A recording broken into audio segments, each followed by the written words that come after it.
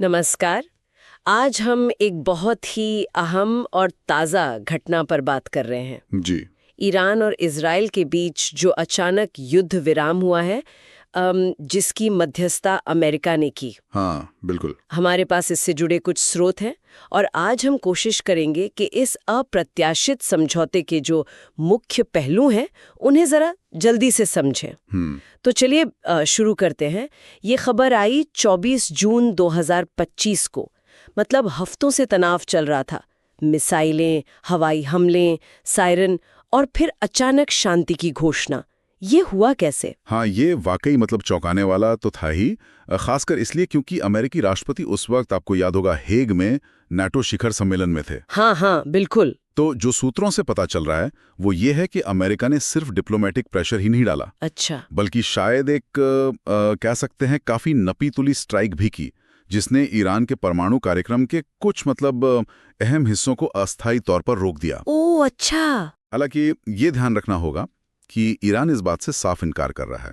वो कह रहे हैं ऐसी कोई स्ट्राइक हुई ही नहीं। ये तो होता ही है। लेकिन इस घोषणा के बावजूद इसको एक परमानेंट पीस, एक स्थायी शांति मान लेना, वो शायद थोड़ी जल्दबाजी होगी। हाँ, ये बात तो है। जैसा कि एक इस्राएली अधिकारी ने भी कहा, ये संघर्ष का अंत नहीं है, ये बस बढ़ाव में ठहराव है। बढ़ाव में ठहराव। ये शब्द अपने आप में बहुत कुछ कहता है। तो सवाल ये उठता है कि अगर ये स्थायी समाधान नहीं है तो फिर दोनों पक्ष इस ठहराव के लिए राजी क्यों हुए? वो भी अभी, विश्लेषक क्या देख रहे हैं इसमें? बिल्कुल सही सवाल है आपका। ज्यादातर जो एनालिसिस आ रही हैं वो इसी तरफ इशारा कर रही हैं कि ये युद्ध विराम किसी बुनियादी मुद्दे के हल की वजह से नहीं हुआ। अच्छा। ये असल में दोनों पक्षों की जो तात्कालिक जरूरतें हैं उनका नतीजा ज्यादा लगता है। जरूरतें? कैसी जरूरतें? देखिए, ईरान पर पहले से ही हम जानते हैं गंभीर आर्थिक प्रतिबंध है। हाँ, वो तो है। और अंदरूनी तौर पर भी विरोध प्रदर्शनों का दबाव बढ़ रहा था। तो ये ठहराव उन्हें एक तरह से थोड़ी सांस लेने की मोहलत देता है। और इजराइल के लिए? दूसरी तरफ इजराइल को अपनी सैन्य कार्रवाइयों के लिए, खासतौर पर उनके स्केल को लेकर, अंतर्राष्ट्रीय स्तर पर काफी आलोचना झेलनी पड़ रही थी, यूरोपियन यूनियन से खासतौर पर। हाँ हाँ, सुना था मैंने। तो जैसा कि एक सूत्र ने कहा, ये दोनों के लिए एक ब्रीदिंग स्पेस, सांस लेने की जगह बनाने जैसा है, ताकि वो अपनी अगली चाल सोच सकें। यानी दोनों के अपने अपने कारण थे समझौते के पीछे। लेकिन क्या ये सांस लेने की जगह किसी गहरी समस्या का हल निकालने में मदद करेगी? आपने परमाणु कार्यक्रम का जिक्र किया था, और भी तो मुद्दे होंगे ना? हाँ बिल्कुल, और यही सबसे बड़ी चिंता है। अगर हम इससे बड़ी तस्वीर में देखें तो ये समझौता उन गहरी बुनियादी समस्याओं को छूता भी नहीं है जो इस पूरे संघर्ष की जड़ हैं। ईरान की परमाणु महत्वाकांक्षाएं, हाँ, क्षेत्र में अपना दबदबा बढ़ाने की जो होड़ है। सही। और प्रॉक्सी युद्ध, यानी वो लड़ाइयां जो ये देश सीधे ना लड़कर दूसरे गुटों के जरिए लड़ते हैं। ये सब मुद्दे तो जस के तस बने हुए हैं, ये अनसुलझे हैं। तो फौरी तौर पर क्या असर दिख रहा है इसका? बाजारों पर या अंतर्राष्ट्रीय संबंधों पर कोई तुरंत प्रभाव पड़ा है? हाँ, फौरी राहत तो जरूर मिली है। जैसे ही युद्ध विराम की खबर आई, कच्चे तेल की कीमतें गिरी। अच्छा। क्योंकि वो सप्लाई रुकने का डर कम हो गया ना।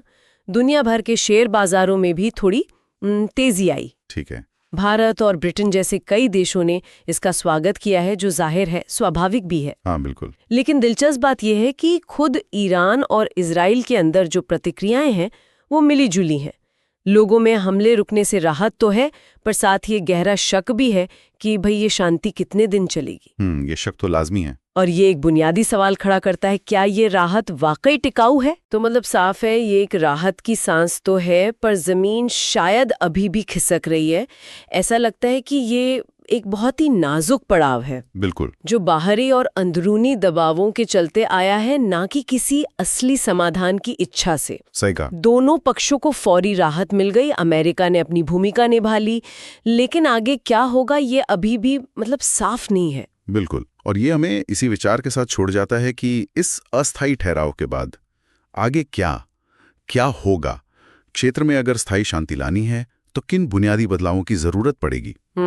जब तक वो मूल मुद्दे, ईरान का परमाणु कार्यक्रम, क्षेत्रीय शक्ति संतुलन की वो मुश्किल पहेली, और सबसे बढ़कर दोनों पक्षों के बीच का वो गहरा अविश्वास। हाँ, विश्वास तो बहुत गहरा है। जब तक वो अपनी जगह बने रहेंगे, तब तक ऐसे युद्ध विराम शायद थोड़े थोड़े समय के लिए राहत ही दे पाएंगे। सही बात है। जब तक इन गहरी दरारों को भरा नहीं जाता, ये युद्ध विराम बस एक पतली बर्फ की चादर जैसा है, जिस पर सब बहुत संभल कर चल रहे हैं।